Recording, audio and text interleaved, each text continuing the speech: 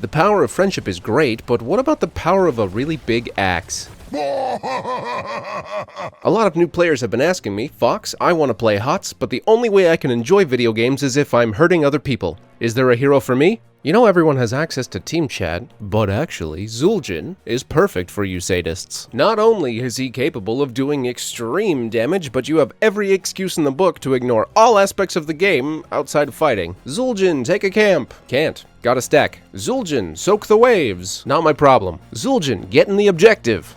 No. This hero has to run around the map hunting heroes to hit, because his job is to do damage, and my god is he good at it. You ever wonder why the enemy Zul'jin is hitting you harder than your dad after he finds your goon room? While when you play Zul'jin, the only thing you throw is the game? Look at this. Zul'jin's Q increases auto attack damage to marked targets by 50%.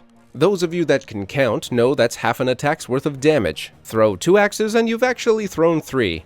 But did you know you could increase the effective axe count by another half? When active, Berserker increases Zul'jin's attack damage by another 25%. That's 75% more damage on each axe, and you don't even need to farm meat. This does come at a cost though. Attacking while Berserk will constantly drain your hit points. Like you should give a fuck. If you can't play with big dick energy, then this isn't the hero for you. Zul'jin attacks 1% faster for every 1% health he is missing. You'd think this would mess up your stutter stepping, but it actually means you can click faster when you have less health. Aggressive positioning with Zul'jin is mandatory. He's not the greatest hero for running people down, though this can be helped with talents. You gotta play him like everyone is gonna run away from you, even if they don't. Sure, stepping forward so that the enemy is well within your attack range makes it easy to get bonked, but who cares? You're here to fight. Might as well keep the safeties off. If clicking on heroes is too hard for you, don't worry, Zul'jin comes with 2 flavors of violence.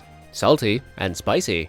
Everyone expects you to throw axes, and you'll be doing a lot of that no matter what you build, but putting points into spell damage can really catch people off guard with how bursty his abilities can get. We should probably talk about those. We've gone over how berserking works a bit, but there's a passive quest aspect that we haven't talked about. Every time Zul'jin lands 5 attacks on an enemy hero, his auto attack damage increases by 1. This used to stack indefinitely, but Blizzard hates fun, so they capped the bonus to 50.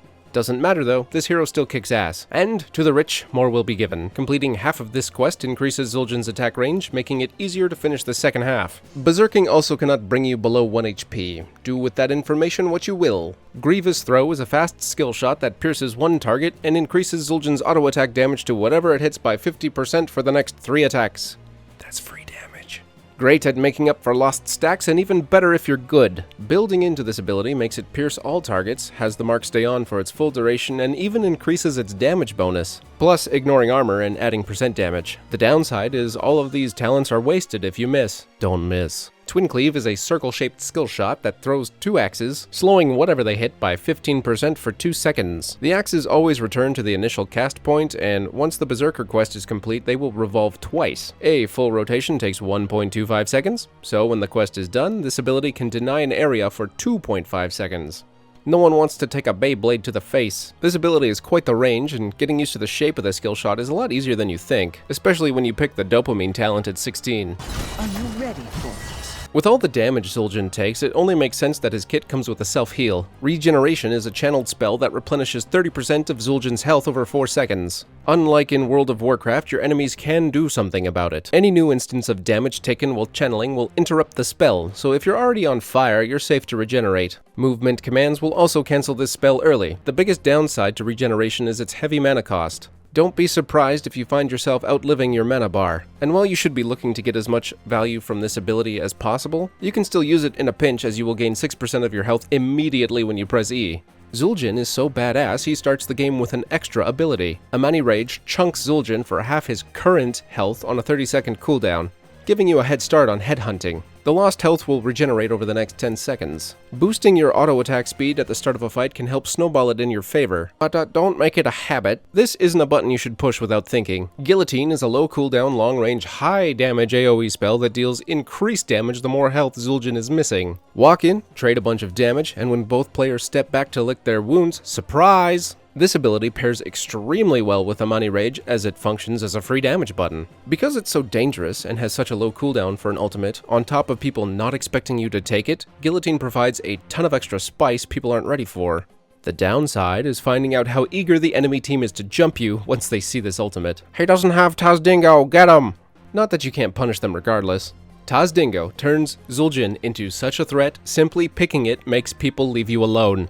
It's funny how a spell designed for fighting makes it so hard to get into one. When active, Tazdingo renders Zul'jin unkillable for 4 seconds, capping his minimum health to 1. That is 4 seconds of max DPS to whichever poor soul is still standing in range.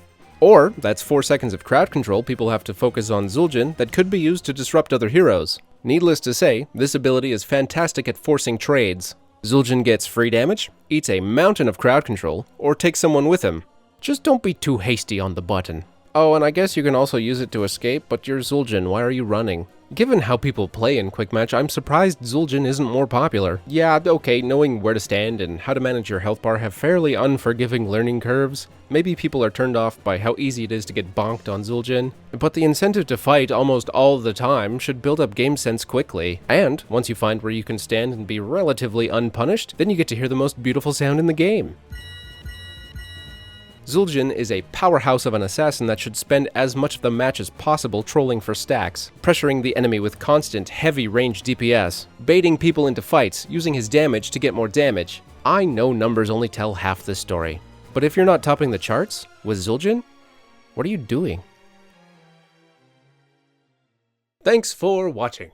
If you liked the video, please subscribe, and if you didn't like it, go back and watch my old ones and see how bad things can really get. I am especially grateful for all the support I get from my patrons and channel members, and if you'd like to see the channel grow, consider joining them. As for other channel news, I stream HOTS and other games on Saturday mornings, and World of Warcraft dungeons whenever I feel like it. Looking forward to seeing you there. Thanks again for watching, see ya!